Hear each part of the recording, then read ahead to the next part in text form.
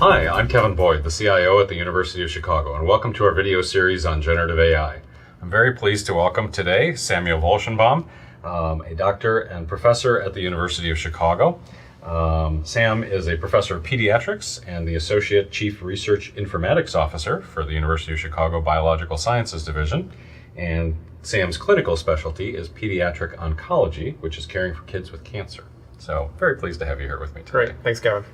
So we're talking about generative AI and artificial intelligence in general. And I'm really interested in the implications of this for healthcare. Let's start somewhat generally and talk about the evolution of AI in healthcare and what's really sparked its use and rise in recent years. Yeah, people think AI is like this brand new thing that has just sort of exploded, but these tools have been around for 40, 50 years. The first computer system to detect appendicitis was in the UK in the early 70s. And they had a really cool algorithm that would help detect whether somebody needed to go to surgery or not based on their symptoms. And I think it's a really cool case because when they tried to move the algorithm to another institution, it didn't work. And I think that really is exemplary for what we deal with today when we think about generalizing these complex AI algorithms. But these things have been around a long time. And you know, throughout the 70s and 80s and 90s, these things just got more and more powerful, helping predict things in the hospital, but also helping with clinical decision support. What's happened over the last few years, of course, is the rise in computing power and the ability to do these things so quickly has really led to an explosion in our ability to do things like predictive algorithms all the way down to better decision support, and it's only going to increase. Interesting. So what are the key applications that you would say are making the biggest difference with AI in healthcare today? Yeah, I think what I see it as is we're really freeing up the physicians to do more with their brain. So, some of the cool things in the clinic are like these new listening applications that will listen to a conversation or even an exam and will automatically write the notes for the clinician. That would have been unheard of a couple of years ago because the AI just wasn't quick enough to do those sorts of things. Having AI helped predict which patients are going to get sick. So how do you know which patients in the hospital are more likely to have a cardiac arrest? We have algorithms that are now running continually to do these kinds of predictions. Even things on the billing side, so helping generate better codes for different things that we bill for. All these things are just taking off now because we finally have algorithms that are fast enough and smart enough to really help the clinicians get their job done better. That's really interesting. So as we're seeing more use of it, are there some challenges? Are there some things that we should be thinking about with, let's say, data privacy and other things like that? Yeah, I think there's always worries about the data that we use to feed these algorithms and where they go. And a lot of these algorithms, as you know, are being run on cloud-based servers by other companies. And if we're not careful and physicians and other clinicians aren't cognizant of what they're doing, they could inadvertently feed important private information into some of these algorithms. So it's really important that institutions like ours think about this, make sure that the resources are available locally for clinicians to use safely, but also to educate and train so that people understand how to use these algorithms responsibly so that patient privacy can be maintained. Okay. Feeding on that, let's talk a little bit about the ethical implications. So, as I was preparing for this, I was researching a little bit about some of the uses of AI, particularly in radiology, and some of the things that AI can detect and see.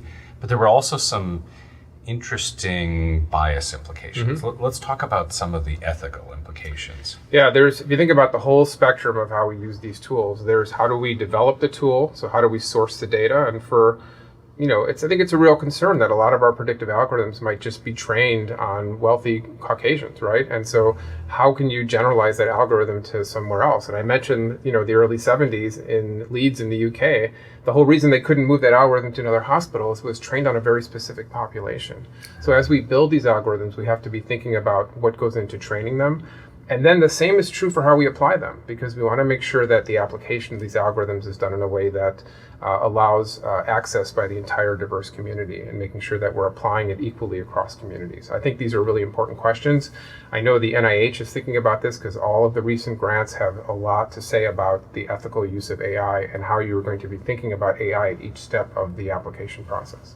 And I'm going to ask you to say just a little bit more about what we mean when we talk about training it on a specific population. Like how does that have implications for the the ethics in the healthcare. Right. So if you're going to have an algorithm, say, that predicts who's going to have an asthma attack, and you bring in data that are only on patients of a certain population, let's say most of your patients are, white patients from the north side of Chicago, and you train that algorithm may be picking up on very specific things that are biased toward their race and ethnicity. And when you try to go use that algorithm in a population that, say, is African American, it may not work as well, because race and ethnicity are proxies for underlying genetic and genomic factors that we just don't understand. So you might try to use it in another population, it just wouldn't work as well. It could actually be dangerous if you don't apply it in the right way. So the ethical thing to do is to not only make sure you're applying it ethically, but to work with the community, to educate, to make sure people understand how these things are being used. You can't just have these black box tools and apply them. The patients have to be part of the conversation and understand how you're using them. Let me flip it a little bit. Are we seeing some cases where the use of AI actually levels the playing field for different populations? That's an interesting question. I would think that having access to some of these new tools could certainly make it easier for other populations that may have not had access in the past to actually get access to healthcare. So like I mentioned, this note writing tool, that's really going to really change. I think it's really going to positively impact the kinds of care we can deliver if we can administer that tool over a larger population. It allows us to collect data in ways that we couldn't before. So, we all of a sudden can parse or to get information out of these notes that have been so hard to get at before with these new large language model tools. So these types of AI tools will allow us to study these populations in greater detail. It will allow us to collect better data on race and ethnicity in ways that we couldn't before. So I'm actually very excited about using these tools to actually help level the playing field and increase the diversity and equity in our healthcare. That's really interesting. Looking to the future, what do you think are going to be some of the most significant developments? And I know I'm asking you to peer into the crystal ball a little bit, but what do you think might be coming with AI and healthcare? So first of all, I think the information that's in somebody's medical record has traditionally seemed very locked down. And I think we're moving into a period now where we're going to be giving more and more control of data back to the patient. And I think AI tools are going to help us give that control back to the patient. They're going to help us extract meaning from the medical records so that the patient can understand. It's going to help us devise better ways to do consent, where we can have patients control the movement of their own data, where they can decide who they want to see it and when. So I think the days of thinking of the EHR, the electronic health record, as sort of like a lockdown thing, I think those days are going to come to an end. I think AI is going to help with that. Plus, as you're aware, and as I'm sure everybody's been talking about, there's so many new tools now about radiology diagnosis, about pathology diagnosis.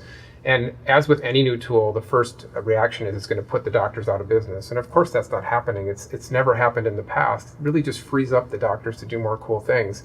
Echocardiograms didn't put cardiologists out of business. It just allowed cardiologists to think about other more exciting things.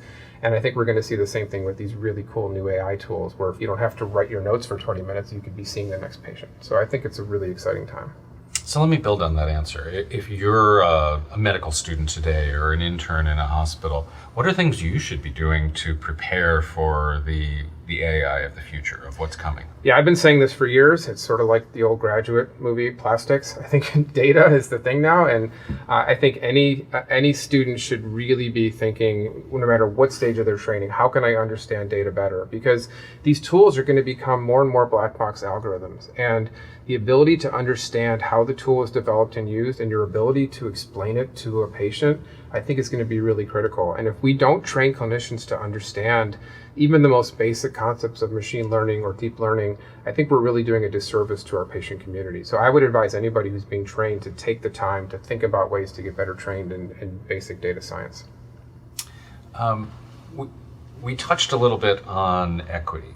Are there things that you think we should be doing as a university community, as an AI community, to help make AI in healthcare more equitable going forward? Absolutely. I think this is a critical moment, and I think University of Chicago is at a critical geographic location to really do this well. And so as we think about these tools, we really have to involve the community. And so one of the things that we've been doing as part of our Institute for Translational Medicine is convening community interest groups and community groups to talk about these tools and what's coming.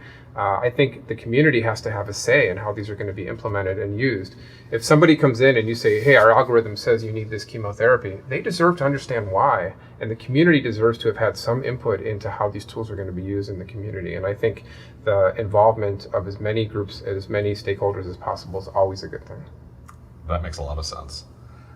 Let me ask you personally, what excites you most about the future of AI in healthcare? Yeah, for me, as a researcher, I'm just so excited about our ability to extract better information from electronic health records.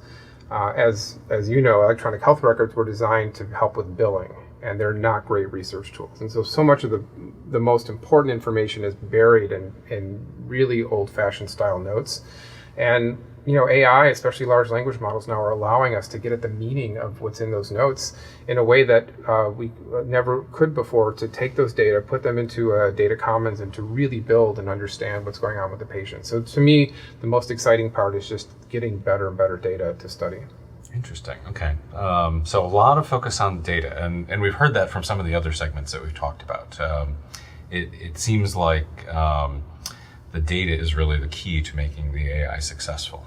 You need good, clean, well-curated data. And I think one thing we've seen over and over again is that, as you know, if the data are really poor going in, you're going to get poor results unless you have such an overwhelming amount of data, it's going to wash it out. But that's not the case. For some of these rare diseases, we have a precious little amount of data, and so it needs to be really clean and good. So we've been working hard to come up with better ways to curate and get really good, clean data from not just locally, but internationally. Interesting. So to close this out, I'm really curious about your perspective. Do you think AI is going to revolutionize healthcare, as some have suggested, or is this just another tool in the tool bag for doctors? I mean, so I'll take a long way around to that answer to say that there's always going to be shiny objects that people get excited about. And if you go to any of these industry meetings, you'll see one startup after the other with the newest, greatest, incredible tool to make your life better as a clinician or a researcher. But the old standards still apply. You have to figure out what you need. You have to figure out what is out there to help solve your need, and you have to put something in place that's going to help you, and you have to understand it. And so I think it behooves us as healthcare providers to really think about what problem we're trying to solve, that we shouldn't just put something in because it's cool and shiny and they gave us a good deal on it. So I think that's really important. I'm just so excited.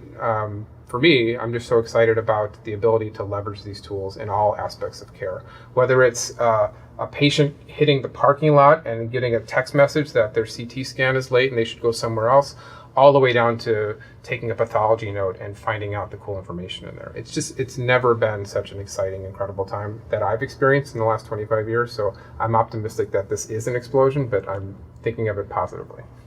That's great. All right. Well, I'm excited about the future of AI in healthcare. Yeah, me too. All right. Well, Dr. Sam Volchenboum, thank you so much for joining me today. I really appreciate this. Yeah. This was an interesting discussion. Great. Thanks, Kevin. All right. And thank you for joining us for this segment of the University of Chicago's series on generative AI. I'm Kevin Boyd, the CIO of the university, and I appreciate you joining us. Thank you.